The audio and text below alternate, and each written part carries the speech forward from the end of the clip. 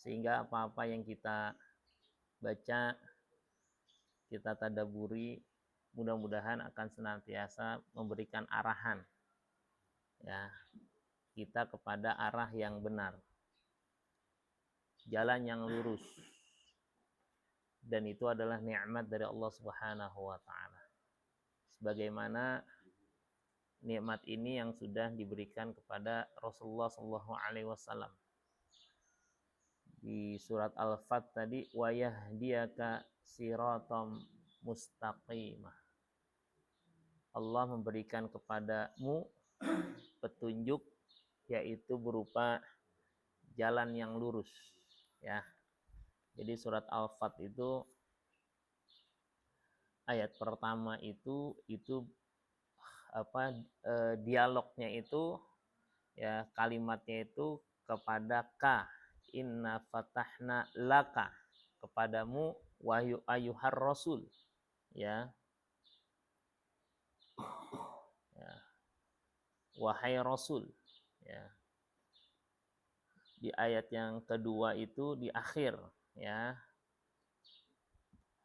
liyaghfira lakallahu ma taqaddama min dzambika wa ma ta'akhkhara wa yutamma ni'matahu 'alaika. Terakhirnya wa yahdiyaka siratal mustaqim. Jadi bentuk hidayah itu salah satunya adalah ketika Allah Subhanahu wa taala memberikan kita Islam. Ya, yaitu hakikatul Islam. Ya, hakikat keislaman yang disebut dengan siraton mustaqimah, jalan yang lurus. Dan ini yang kita minta di dalam suratul Fatihah. Iyyakan siratal ladina an'amta alaihim. Diawali dengan kalimat ihdinas siratal mustaqim, berikan kami petunjuk jalan yang lurus. Bermakna jalan Islam. Nah, petunjuk-petunjuknya itu kalau kita petunjuk jalan, analoginya dia ada informasi. Ya. Ada petunjuk informasi, ya. Kalau mau ke Bogor, ke Jakarta, belok kiri. Jatikarya lurus. Kira-kira kita paham apa enggak? Kalau misalnya kita cuma baca tapi kita enggak ngerti, maka kita bisa salah jalan. Ujung-ujungnya gambling. Gambling itu adu nasib, cocok-cocokan aja, nebak. Udah lurus, udah kiri. Ya. Akhirnya nyasar. Padahal petunjuknya udah ada, cuma dia nggak bisa baca.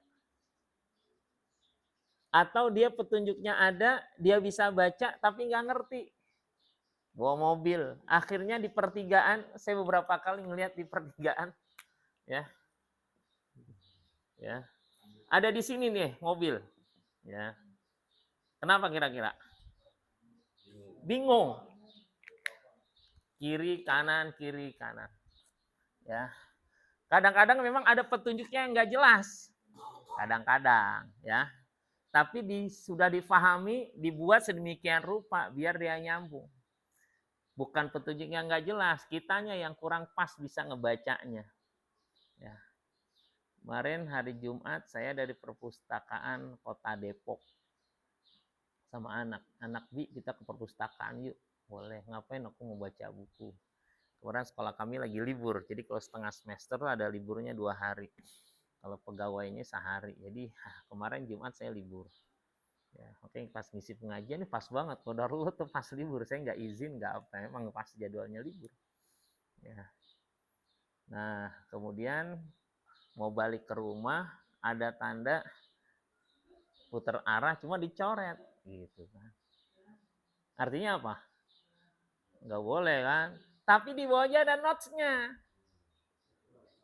Nah, ya. Jadi bukan kecuali, ada tulisannya buat siapa yang nggak boleh itu. Oh, ternyata ada penjelasannya tuh untuk bus segala macam. Saya dari dulu nggak pernah muter. Karena cuma ngelihat yang merahnya aja. Pas saya deketin, kok orang pada belok ya, gitu kan. Walaupun saya kayak motor, saya deketin, ya Allah ya Rabbana, pantas ternyata nggak dilarang karena itu ada boleh gitu. Nah kita ibaratkan tuh kalau kita nggak jelas baca, udah ngelihat. Kalau bahasa teman saya, kelihatan tapi nggak kebaca. Gitu. Kelihatan ada, cuman nggak kebaca karena terlalu kecil. Apalagi sambil bawa motor, bawa mobil kan. Udahlah kelewatan akhirnya. Baru dapat tuh. Bisa jadi selama ini kita baca Quran tuh gitu tuh. Lurus aja, nggak pernah ngelihatnya. Setelah dikasih tahu, itu boleh belok tuh. Nah, saya ngelihat orang kok pada belok, orang saya di kanan. Saya udah di kiri. Kok orang pada ke kanan ya? Kan bukan hari libur juga nih. Ya, saya lihat, perhatikan. Ya Allah ya Rabbana. Jadi, wallahu alam sejak tahun berapa rambu itu ada. Tapi saya baru tahu. Pernah nggak ngerasain kita ketika belajar Quran, selama hidup kita ternyata salah bacanya. Baru tahu pas ngaji. Semalam saya ngajar ngaji. Dari ba'da maghrib sampai isya. Ya kita ngafal surat, kita murojaah surat pendek ya. Murojaah ngulang doang. Ya, murojaah rame-rame dari At-Takatsur, kemarin dari Al-Fil. Dari Al-Fil sampai An-Nas lancar semua. Alhamdulillah. Sekarang kita ngulang satu ayat satu orang. Sama dari Al-Fil sampai An-Nas. Baru ketahuan tuh. Ya. Ada bapak baca Tabbat yada habila habi wa tab. Ulang Pak. Tabbat yada habila habi wa tab. Pak, itu bukan pakai H, pakai A. Abi. Nah, temannya itu Umi. Oh, gitu. Usia berapa Pak? 64. Baru tahu saya. Jadi kalau dia udah mulai ngajinya itu ngapalnya usia 10 tahun, berarti selama 54 tahun berada dalam kesalahan yang sama. Padahal Ramadan udah berlalu, imam sering baca, kenapa? Karena nggak tahu, nggak ngerti. Kayak rambut tadi, dia ngelihat, tapi nggak bisa baca. Atau dia baca, cuman nggak ngerti apa yang dibaca. Ada nggak orang baca tapi nggak ngerti? Contoh bahasa Inggris, ya kan? Kita udah baca kan tuh, ya kan? Reading kan? Ditanya isinya apa? Nggak tahu. Kira-kira dapat pelajaran nggak dia? Ya orang baca doang. Nah sama dengan ini. Ya, ada penyanyi itu, ya ini anak-anak ABG ya. Dia seneng tuh, dia nyanyi juga, dia main di Ome TV. Ome TV itu dia bisa komunikasi dengan dunia luar. Jadi kalau sama-sama buka channel itu, dia bisa ngobrol. Nah, dia cari, ini orang mana nih? Orang Itali, klik gitu kan. Di Itali. Ya, ngomong bahasa Inggris lancar dia. Ternyata dia lagu bahasa Itali. Ya, tapi dia juga nggak ngerti isinya, kata-katanya apa. Tapi dia hafal, nyanyi aja gitu. Tapi nggak ngerti. Tapi secara indah bagus, bagus. Ucapannya bagus, ya suaranya, intonasinya bagus. Cuma sekedar bagus gitu aja. Nah bisa jadi kita interaksi dengan Al-Quran, cuma sekedar nantinya orang akan mengatakan Allah gitu ya. Karena kita baca indah, orang tertarik dengan keindahannya. Tapi isinya belum tentu kita nyambung. Ya, maka itulah pentingnya kita mentadaburi Al-Quran sebagai wasilah, sarana untuk menjadikan Quran itu sebagai petunjuk bagi hidup kita. Ya. Nah, salah satunya adalah tadi, jadi nikmat yang Allah berikan bukan cuma kita, tapi kepada Rasulullah SAW, wa yahdiyaka siratam mustaqimah. Jadi bentuk hidayah yaitu ketika kita berada pada nilai-nilai keislaman, masih berada dalam nilai kebaikan, itu hidayah Allah. Maka patut senantiasa kita syukuri dan kita jaga. Nah, itu salah satunya. Nah, yang kedua di antara aturan yang akan kita hafalkan sedikit ya, suratnya Al-Hujurat ayat yang ke-6. Karena ini secara kontekstual, secara bagaimana kita hidup di era modern seperti ini, ayat ini sangat-sangat berkesesuaian. Kalau bahasa orang Jakarta Selatan, related katanya ya. Berhubungan dengan hidup kita. Surat Al-Hujurat ayat 6. Kita akan menghafalnya sampai kalimat fatabayyanu. Ya, sampai fatabayyanu aja udah hafal lah ya, tapi ini ingin menguatkan. A'udzubillahi minasyaitonirrajim. Bismillahirrahmanirrahim. Ya ayyuhalladzina amanu in ja'akum fasiqun binaba'in fatabayyanu. Ya, bareng ya. Ya ayyuhalladzina amanu in ja'akum fasiqun binaba'in fatabayyanu. Lagi.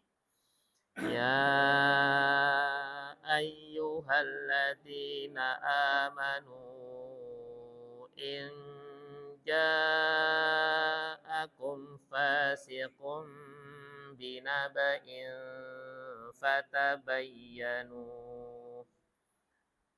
Ada yang berani tanpa ngelihat? Gampang kan? In ja'akum fasiqun binaba'in fatabayyanu. Pak Budi siap? Belum. Ulang ya. Ya ayyuhalladzina amanu in ja'akum fasiqun binaba'in fatabayyanu. In ja'akum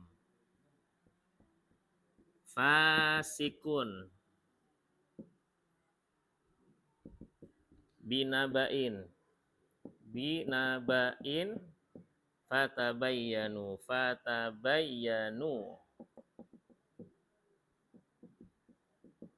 Nah, wahai orang-orang yang beriman, in apabila ja'akum, ja'a artinya datang kepada kalian, fasikun orang fasik, binabain dengan satu informasi berita, fatabayyanu itu bayinat. Ya. Kalau bayinat artinya penjelasan. Ya, fatabayyanu maksudnya perjelas dulu. Perjelaslah, ini fi'il amr ya. Perintah Allah, fatabayyanu. Ini kita sangat membutuhkan ya penguatan ini. Ini berlaku sepanjang hayat, sepanjang hidup. Semalam saya disuruh ngisi maulid. Materinya cukup bagus ya. Keteladanan Rasul dalam konteks era modern dan digitalisasi. Wow. Acaranya cara RT ya. Memang kalau di teksnya wah gimana caranya gitu kan. Tapi secara kontekstualnya ya, saya ngambil ayat-ayat Al-Quran yang membingkai kita.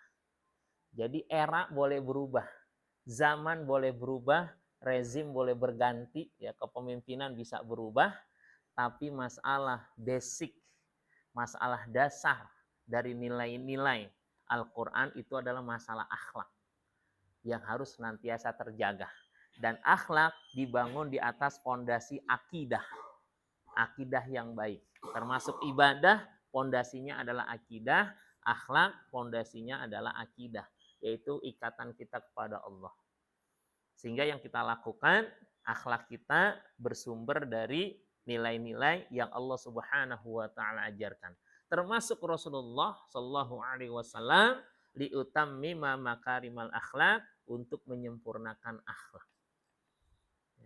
Dan salah satunya adalah ini. Sampai kapanpun sebagai orang beriman, maka kita punya pijakan dalam menerima informasi, ada berita, ya. Untuk apa? Selalu tabayyanu.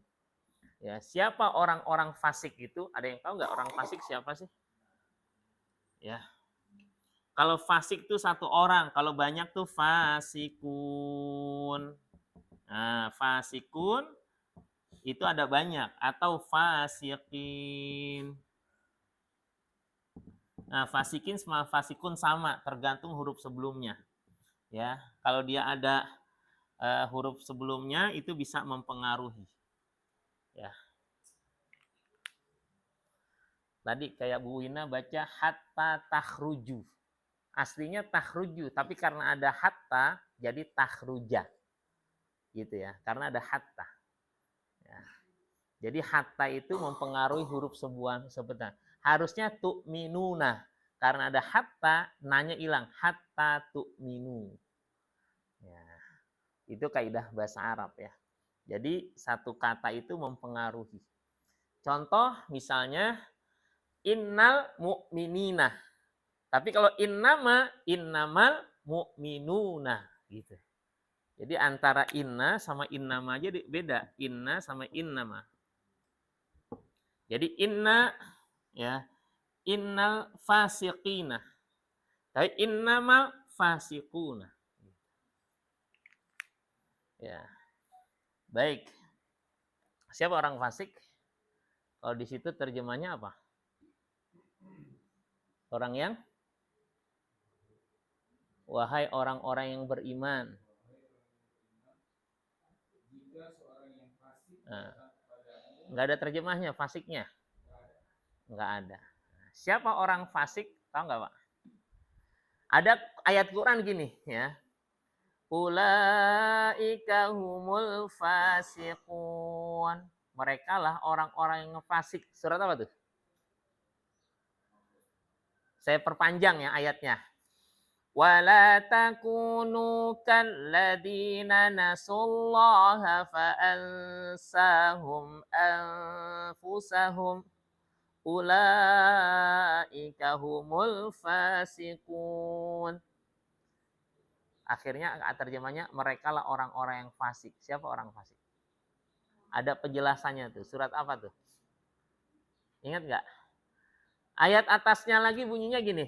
Ya ayyuhalladzina amanu taqullaha wal tanzur nafsum ma qaddamat lighad. Wattaqullaha innallaha khabirum bima ta'malun. Al-Hasyr ya. Ayat berapa? Ayat 19-nya. 18-nya itu ya ayyuhalladzina amanu. Coba baca. Surat Al-Hasyr surat ke berapa? 59. Nah, mulai diingat tuh yang usianya 59 ada. Udah sampai Al-Hasyr tuh, ya kan? Apakah sampai An-Nas? Wallahu a'lam. Ya.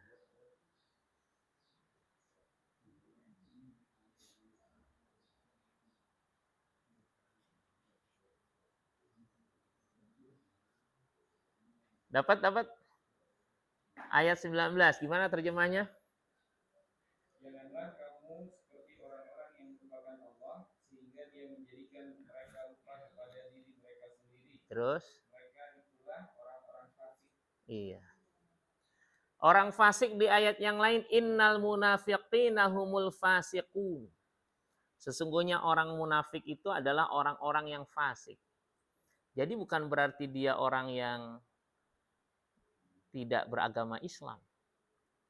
Tapi pribadinya itu adalah pribadi yang melupakan aturan Allah. Enggak ingat. Cenderung berbuat dosa. Maka di salah satu terjemah tafsir itu ya mereka yang biasa berdosa. Tapi apakah orang ini sifat ini terbebas dari kita? Terbebas nggak kira-kira? Pada hakikatnya setiap kita tuh punya potensi untuk menjadi orang-orang yang fasik. Orang-orang yang lupa terhadap Allah Subhanahu wa taala. Nah, sehingga ini akan berlaku jadinya umum. Ya.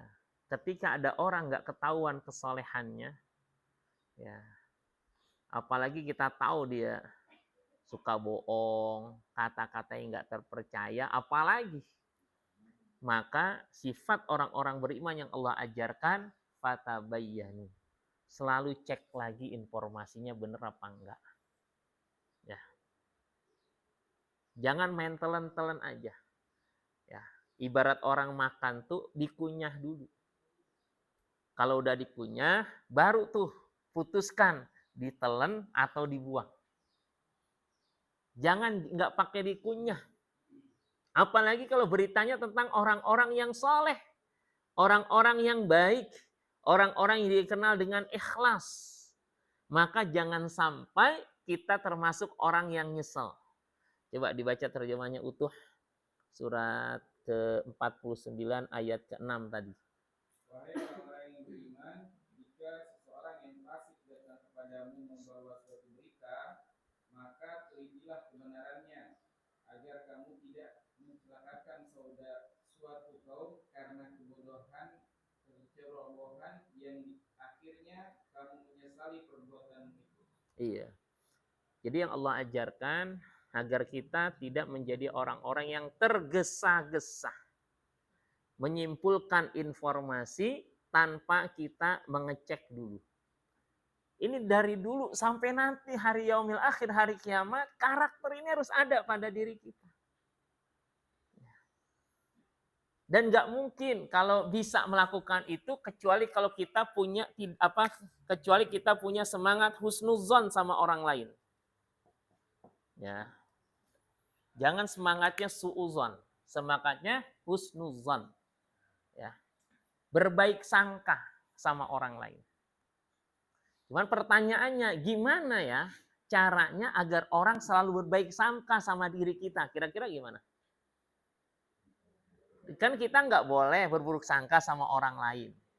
Berarti kan kita pengen orang berbaik sangka sama kita. Pertanyaannya adalah untuk diri kita, apa sih yang harus kita lakukan agar orang berbaik sangka sama kita? Angkat tangan dulu, angkat dulu. Kenapa? Pertama kita berbaik sangka sama orang. Ada lagi yang lain? Nah, kita harus selalu jujur. Tunjukkan bahwa kita emang nggak bohong. Tunjukkan bahwa kita orang-orang yang selalu integritasnya terjaga dengan akhlaknya. Ya. Selalu menghadirkan kebaikan. Maka ketika orang dapat informasi tentang kita, orang, masa sih? Itu udah indah tuh kalau kita digituin orang tuh. Yang repot tuh baru informasi nggak jelas, emang kayak gitu dari dulu gitu. Ya. Jadi orang tuh nggak ngebela. Ya. Nabi Soleh itu salah satu kekuatan dakwahnya itu adalah dia itu dibela sama keluarga besarnya. Falaula rohtuka larojamnaka. Kalau bukan karena keluarga besarmu, aku rajam engkau. Kenapa? Karena dia itu yang jawab tentang diri dia itu bukan cuma dia membela diri, tapi orang lain melakukan pembelaan. Jadi orang berhusnuzon. Ya.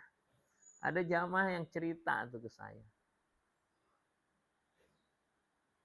Kita lagi habis ada yang kalau nggak salah ada yang meninggal atau apa. Biasanya kalau ada yang meninggal atau sakit nih, kalau pas saya lagi di rumah maksudnya nggak ada kegiatan kayak tadi nih, ada jamaah sakit ya, saya kan mau kesini ya, saya bilang nanti aja deh jam 8-an saya baru jenguk ya, udah pulang di rumahnya ya.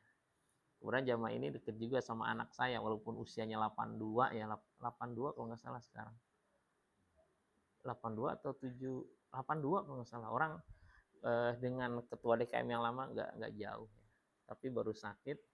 Biasanya anak seneng tuh, anak saya deket sama dia manggilnya kakek. Sakit nanti Saya udah ngomong sama anak, nanti kita jenguk ya, insya Allah. Pada saya dari sini kayak gitu. Nah biasanya kita jenguk. Nah waktu itu pas kita lagi ke sana, perjalanan tuh, kan nggak kayak motor, biasanya kalau itu jalan kaki. Ada, Pak Ustadz, masa Pak Ustadz katanya ngelarang orang sholat pakai batik gitu. Waduh, sebentar. Terus gimana? Saya bilang nggak mungkin lah Ustadz Furqon kayak gitu. Ya, saya tahu enggak kayak gitu. Oh gini Pak Imam, nih saya jelasin, ini saya jadi nama di orangnya. Namanya sama dengan beliau. Ya. Pak gini, waktu itu saya ceramah di sebuah masjid, yaitu di Nurul Fikri, di masjid sekolah. Ya kan, lagi ceramah. Waktu itu ada kebijakan hari Jumat, hari batik. Sekarang hari Jumat hari apa? Batik hari apa? Kalau di Jumat masang batik? Udah enggak kan? Ya, dulu ada waktu tahun berapa tuh Jumatnya batik. Nah, saya langsung bereaksi. Saya bilang, ini agak repot untuk kita yang sholat Jumat. Kenapa? Karena paling tidak itu jadi ngebanding-bandingin batik lagi sholat jamaah. Duduk nih, batiknya cakep juga, gambarnya gitu. Nah saya sampai bilang, apalagi kalau batiknya itu pakai sponsor. Nah waktu itu lagi marak batik itu klub bola, pernah lihat nggak?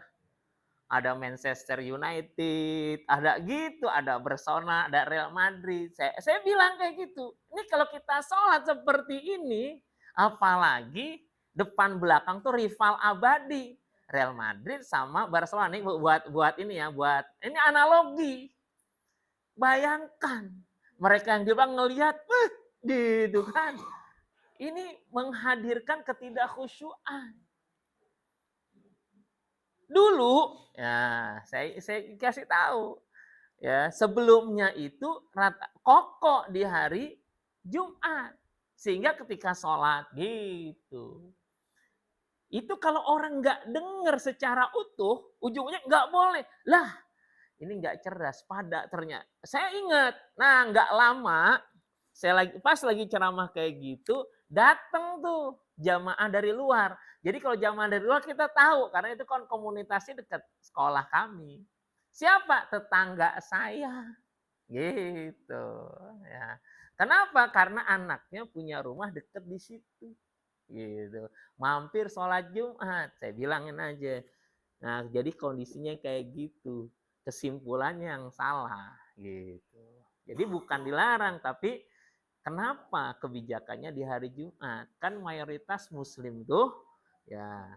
Kalau kita pengen nuntut, misalnya pengen nuntut secara umum, harusnya umat Islam lebih berhak meliburkan diri di hari Jumat agar fokus ibadah. Sekarang yang fokus ibadah yang hari Sabtu atau hari Minggu. Kenapa? Karena libur. Makanya jujur aja kita paling sulit melaksanakan salah satunya sunnah Nabi, mandi sebelum sholat Jumat. Ujung-ujungnya kita mandi ba'da subuh sebelum ngantor. Tapi niatnya mandi Jumat gitu kan. Kan enaknya gitu sebelum Jumat kita mandi dulu. Kalau orang-orang tua kita dulu gitu. Ganti baju wangi-wangi. Saya nggak bicara itu. Kalau itu udah kebijakan nasional dah tuh. Tersangka kita intoleransi gitu kan. Bukan itu. Tapi kebijakannya mbok ya. Jangan hari Jumat. Ya. Apa? Iya, karena kata Rasulullah, siapa yang mandi Jumat sebagaimana mandi janabah, kemudian dia datang ke masjid, fisa'atil ula, pertama kali datang, sebelum azan kumandang, dia udah di masjid, udah siap, maka setiap Jumat dia ibarat berkurban seekor unta. Hadis sahih dalam kitab Riyadhus Shalihin juga ada. Jadi bapak dan ibu kalau suaminya pengen berkorban seekor unta, kasih tahu hadis ini. Suruh baca kitab Riyadhus Shalihin, babnya bab Jumat. Hadisnya sahih. Gitu. Makanya jemaah kita nih, bapak-bapak semuanya, ini hadis ini dipakai. Bukan cuma jiping jiro, ngaji nguping, ngaji ditaro. Jangan nyari saftu yang paling efektifnya adalah kipas angin sama tembok. Senderan. Bacanya masuk masjid. Bismika Allahumma ahya. Habis sholat pulang, Pak, ceramahnya tadi apa? Pokoknya cakep banget dah. Gitu kan. Mulai sekarang diperbaiki. Itu pentingnya ngaji. Sama seperti bapak yang kemarin tuh. Ya, tabat yada habi. Mulai sekarang udah tahu pasalnya. Tahu, dipraktekin. Kalau udah tahu, ya jangan setelah itu balik lagi. Habi lagi. Gitu. Termasuk ini. Nah, ayat ini kelihatannya udah sering. Tapi dalam tataran praktek kadang-kadang kita gagal. Kenapa? Karena kita lebih mudah suuzon sama orang lain daripada menghadirkan husnuzon. Apalagi beda daerah. Emang tuh dasar kalau orang ono tuh kayak gitu. Gitu. Suku dibawa. Bahaya. Selama dia udah Islam, maka ikatannya itu ikatan ukhuwah.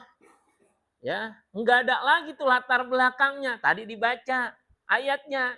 Ya ayuhan nas, inna khalaqnakum min dzakarin wa unsa wa ja'alnakum syu'uban wa qabaila lita'arafu. Secara sunnatullah kita bersuku-suku berbangsa-bangsa yang beda. Tapi buat saling mengenal, saling tahu. Oh ini budayanya kayak gini. Oh ini kebiasaannya kayak gini. Ini Quran ngajarin surat Al-Hujurat. Ayat 13 tuh. Ya. Untuk apa? Li ta'arufu, untuk ta'aruf. Ta'aruf tuh bukan cuma orang pengen nikah. Ini bahasa Quran. Ta'aruf tuh setiap saat. Kita ngelihat tetangga kita. Oh iya. Ini orang kenapa senyum-senyum aja dari tadi ya. Oh ternyata agak kurang gimana gitu. Orang kenapa kok dari tadi melototin gue mulu gitu kan. Ternyata oh emang bawaannya kayak gitu. Ini perasaan kalau ngomong kayak orang nyolot. Kata orang Betawi nyolot apa nyolot? Nadanya tinggi banget. Emang begitu gitu kan. Kita jadi tahu tuh. Maka husnuzon hadirkan dalam hati. Husnuzon. Mungkin gue yang salah kali. Gitu. Jangan apa-apa orang ditembakin. Lu memang lu. Gitu. Jadi nggak mungkin orang tuh akan bersuuzon sama kita kalau kita selalu senantiasa memang jadi orang yang terpercaya. Rasulullah Shallallahu Alaihi Wasallam sejak dari kecil sampai usia 40 tahun tuh gelar Al-Amin tuh nggak hilang di semua masyarakat, ya terpercaya sampai bahkan beliau wafat itu Al-Amin tuh emang begitu orangnya, ya terjaga. Sampai ketika beliau hijrah itu tugasnya Ali bin Abi Thalib yang saya pahami salah satunya adalah mengembalikan barang-barang amanah yang dipulangin. Yang dititipkan kepada Rasulullah. Pulangin, bayangin tuh. Ya. Itu masih amanah tuh masih dijaga. Ya. Kan sebuah keberkahan. Ya. Ketika orang-orang yang amanah seperti itu. Jadi yang pertama ya pelajarannya bukan cuma kita melaksanakan ini adalah kita tabayun informasinya diperjelas, tapi kita juga sebagai orang beriman kita pengen ketika kita nyampein orang informasi orang bisa percaya sama kita. Salah satunya hindari kebohongan. Ya, jadilah orang yang punya karakter dimanapun dia berada. Ya, walaupun jangan lebay juga. Pokoknya gue ngomong pasti benar ya enggak. Ya, dan itu jangan deklarasi dari kita.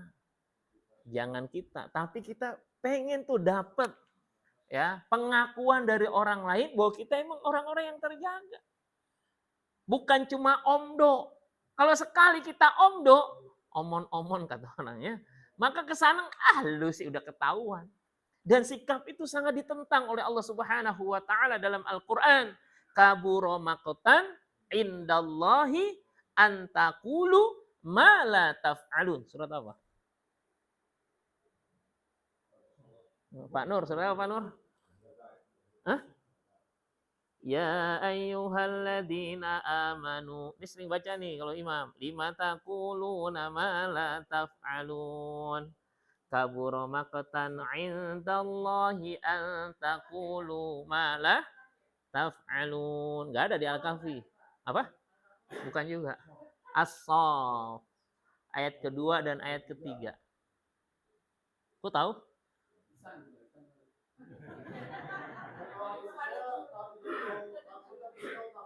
Coba silakan.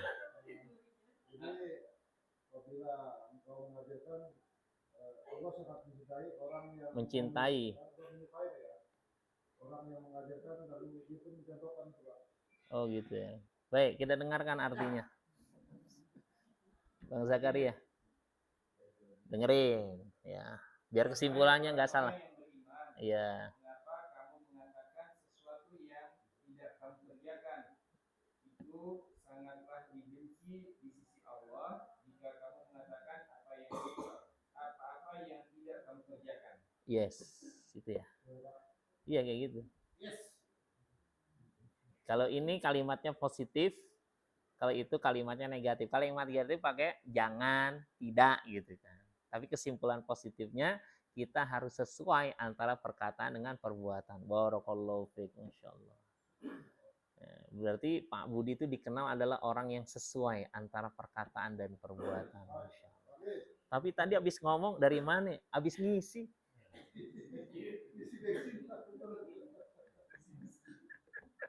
Hati-hati itu kalimat-kalimat itu. Ya, kelihatannya bercanda, tapi suatu saat ketika kita lagi serius dianggap bercanda. Ya kan? Nah, kalau kita biasa bercanda dengan kebohongan, nanti biasanya tuh suka kebawa dalam keseriusan. Ya. Benar. Awalnya kita bercanda nih sama bini orang. Ya, benar. Awalnya bercanda. Lama-lama nyantol, jadi. Oke. Maka hati-hati dengan bercanda. Ya kan? Ya. Boleh. Ya. Lanjut ya. Dia maunya yang Jawa dan Sunda gitu ya. Perpaduan mix ya. Kita lanjut ya, kita lanjut. Jadi satu sisi iya tekstual ayatnya wahai orang beriman, kalau ada informasi dari orang fasik tabayanu. Tapi karakter fasik itu siapa gitu kan? Jangan-jangan ternyata kita. Jadi Allah mengingatkan orang lain, hati-hati lu sama Furqon. Jangan-jangan dia masuk fasik. Kalau informasi, perjelas. Maka investasi kebaikan kita, saham kebaikan kita yaitu berupa kejujuran, integritas. Integritas itu komitmen ya dengan prinsip-prinsipnya itu ya, itu memang terjaga. Sehingga kita ngomong, orang tuh taat. Orang ngerti. Tapi kan dia manusia, alhamdulillah selama ini tuh beliau pas, emang jujur. Coba bayangkan kalau ini terjadi pada diri kita, seorang ayah, seorang ibu kepada anak kita. Anak kita percaya banget. Jadi informasi dari bapaknya, iya bapak gua bilang kayak gitu. Kenapa? Karena bapaknya ketahuan, jujur, benar, enggak mudah untuk mengambil informasi-informasi dari yang enggak benar. Coba bayangkan tuh bagaimana peristiwa Nabiullah Ismail alaihissalam ketika mendapatkan informasi dari bapaknya.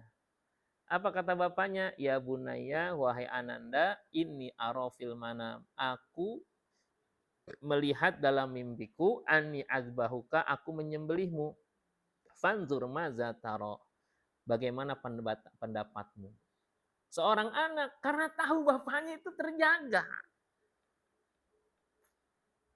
Positif karakternya. Anaknya langsung, ya abati, wahai ayahanda, if'al ma'tu'mar, kerjain apa yang diperintahin.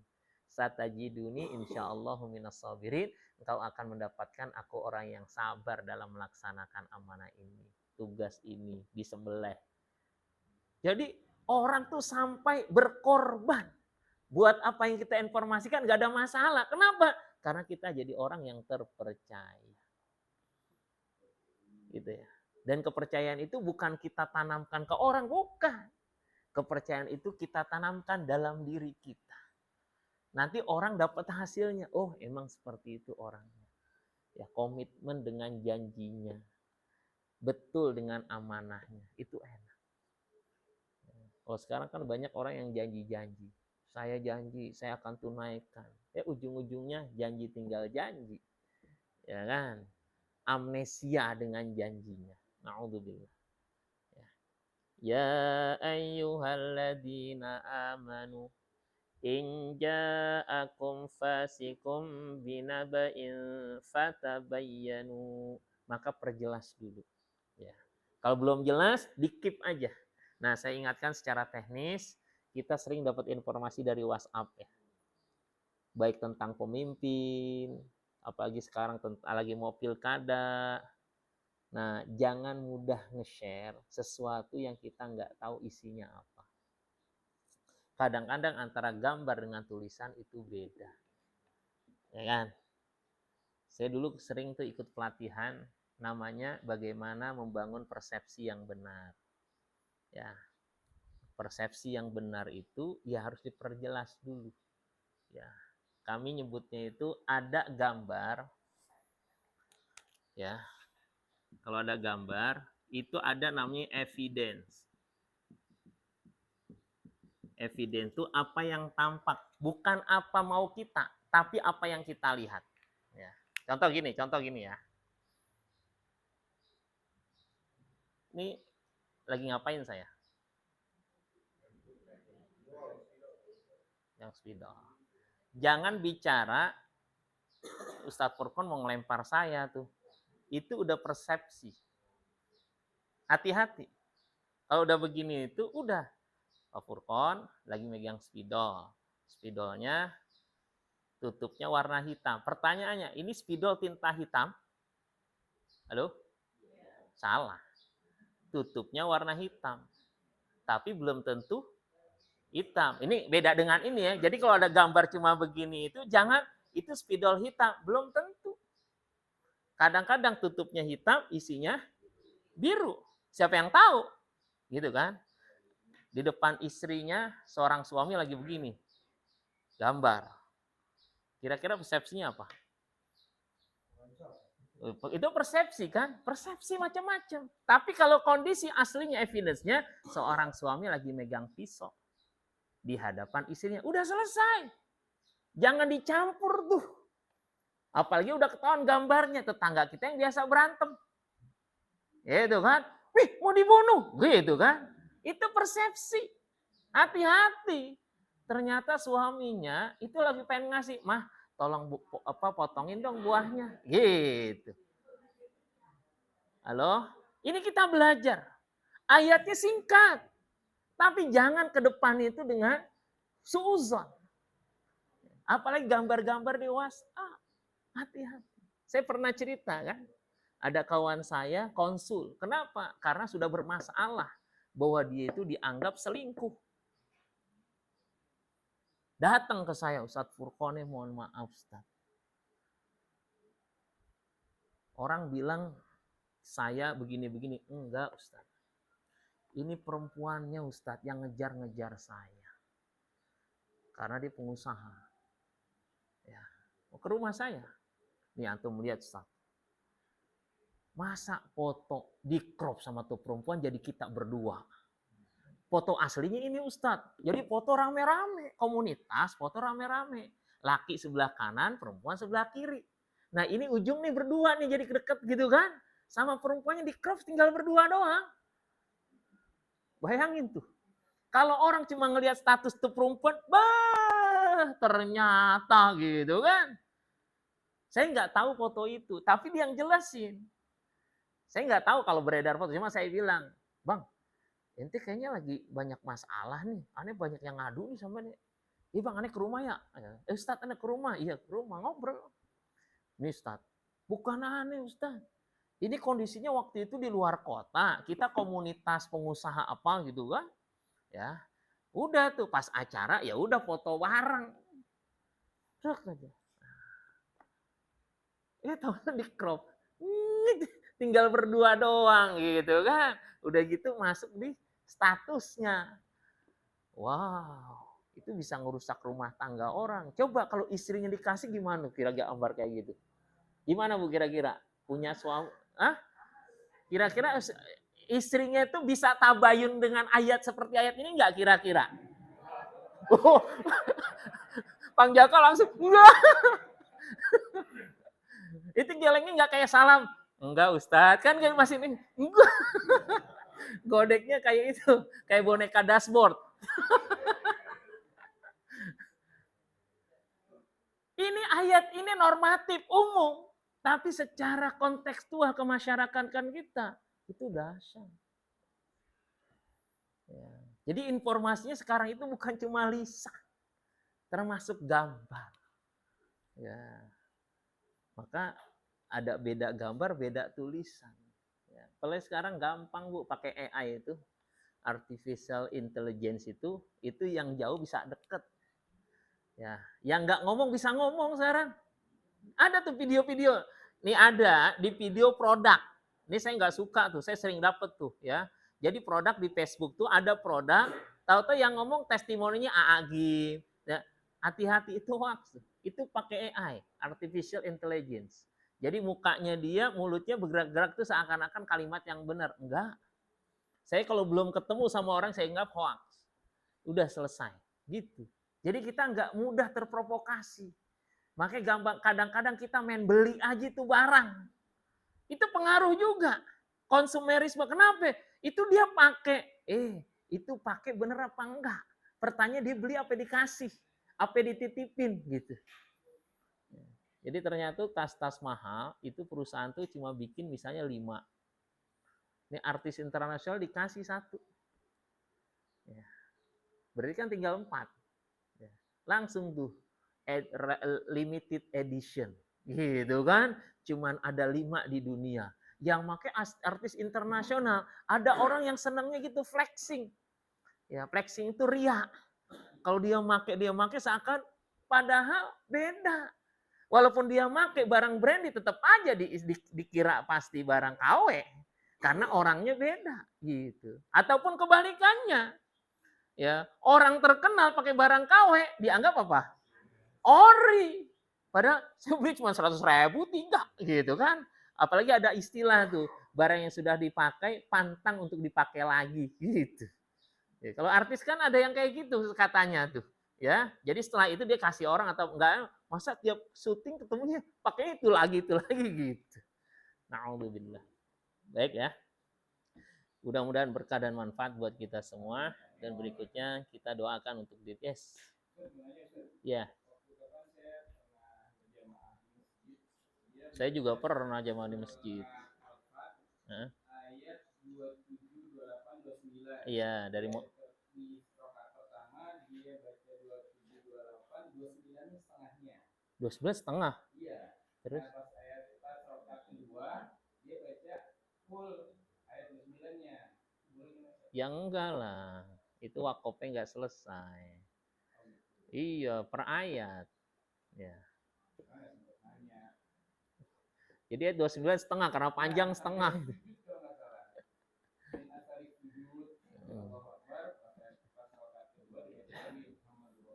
Enggak. Ya. Baik ya, itu perlu ditanya tuh maksudnya apa ya. Jangan-jangan dia lupa. Tadinya mau cuma sampai 29. Selesai. Ruku dia. Allah alam. Baik ya. Paisan dipanggil Burina. Panggilan. Baik ya. Ini ada air ya. Jadi meruqyah. Ya, diantaranya dengan air itu dibolehkan. Ya, baca doa. Karena air ketika dia dibacakan dengan Al-Fatihah itu pernah dilakukan oleh sahabat. Ya, meruqyah dengan suratul Fatihah. Cuma tidak ada keterangan dengan air atau tidak dengan air. Gitu ya. Nah, sehingga ada yang ulama ketika ini dibacakan, maka insya Allah ini akan menjadi sebuah keberkahan. Kenapa? Karena ayat-ayat Al-Quran itu insya Allah ya berdoa di dalamnya, mudah-mudahan itu bisa, kalau dalam penelitian itu mengubah molekul-molekul air ya menjadi molekul-molekul yang heksagonal. Itu bagus buat kesehatan ya. Tapi jangan semata-mata karena airnya atau karena purkonnya yang baca, jangan. Ya kan?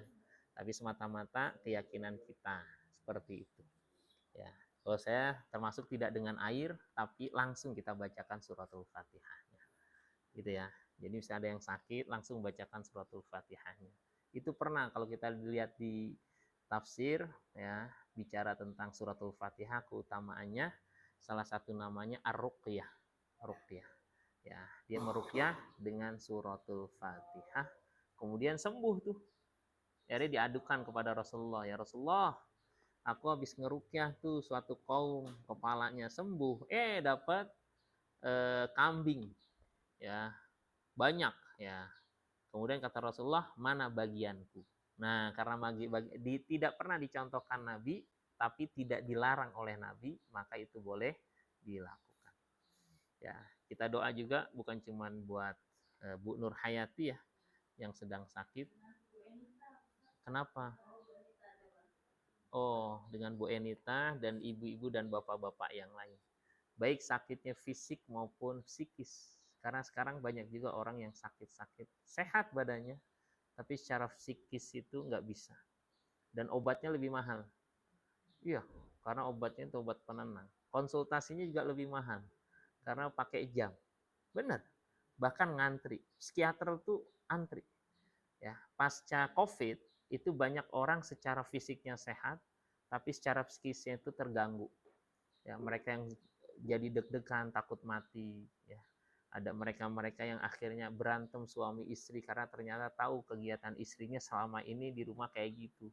Ya, iya, karena selama ini kan ditinggal kerja. Ketika pas kumpul bareng 24 jam selama 2 tahun, itu kan ketemu terus, akhirnya banyak yang ketidakcocokan.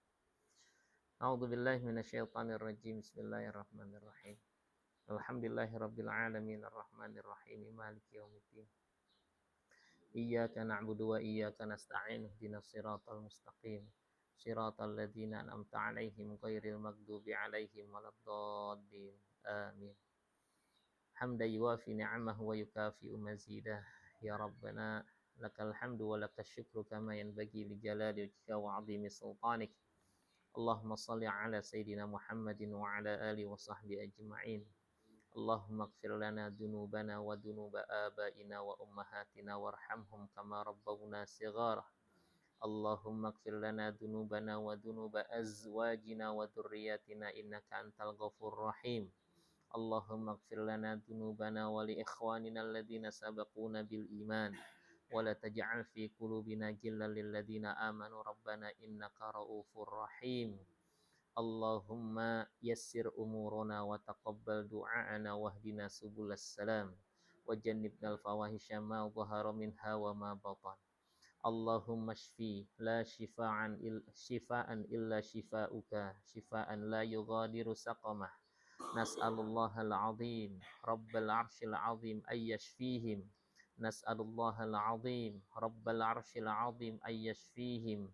نسأل الله العظيم رب العرش العظيم أن يشفيهم. نسأل الله العظيم رب العرش العظيم أن يشفيهم. نسأل الله العظيم رب العرش العظيم أن يشفيهم.